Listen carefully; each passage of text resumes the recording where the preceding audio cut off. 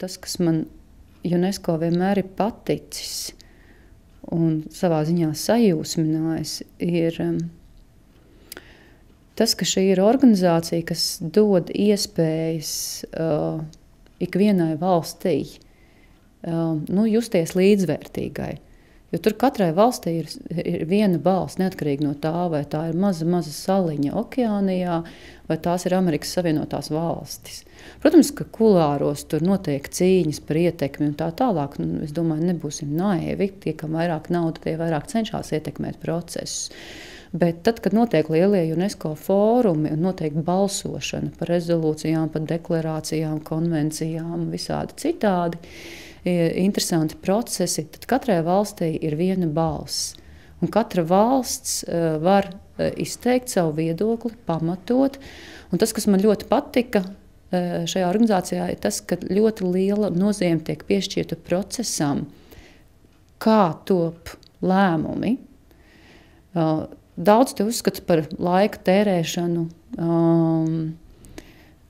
resursu izšķērdēšanu, neauglīgām sarunām, bet es ar tādu laika atstatumu esmu sapratusi, ka tā ir milzīga vērtība, ka tu vari nedēļas laikā, piemēram, noklausīties 190 valstu viedokli par kultūras procesiem pasaulē.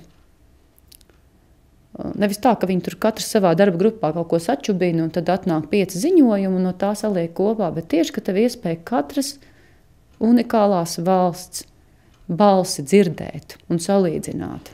Galvenā kārtā, ka viņi tiešām nav politiska organizācija. Un to ļoti daudz organizācijas ir, kurām visām vairāk vai mazāk tā politiskā pieskaņa. Un UNESCO noteikti tāda nav.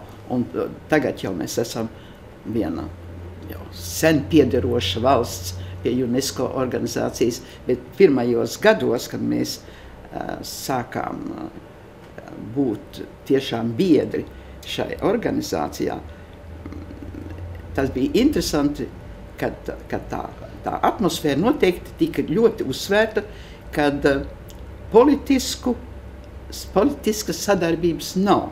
Ir tikai tieši tajā otrajā plāksnē tā politika, tā bija ANO, Ņujorkā. Bet viss, kas attiecās uz kultūru un cilvēku saprašanos savā starpā un tādu to miera politiku, ka tā ir UNESCO. Un tas tiešām tā arī bija. Piemēram, tūlīt man jau izveidojas ļoti, ļoti labas un attiecības ar Krievijas vēstnieku pie UNESCO. Latvija ir tādā ļoti interesantā statusā.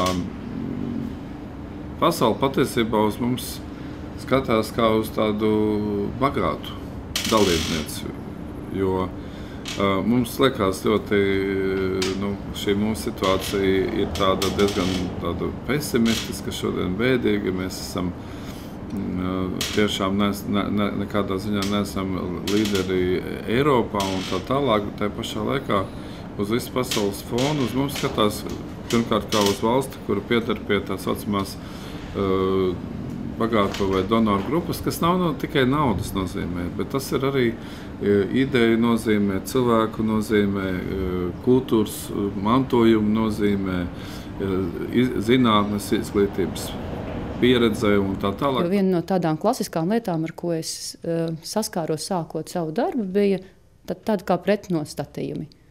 Mēs un UNESCO. Vai mēs un jebkura cita starptautiska organizācija. Un viena no lietām, par ko vajadzēja ļoti daudz runāt un cilvēkiem skaidrot, ka mēs arī esam UNESCO. Mēs esam šīs organizācijas dalība valsts. Mēs arī veidojam šīs organizācijas dienas kārtību. Mēs arī esam atbildīgi par to, ko šī organizācija dara. Nav šis nodalījums.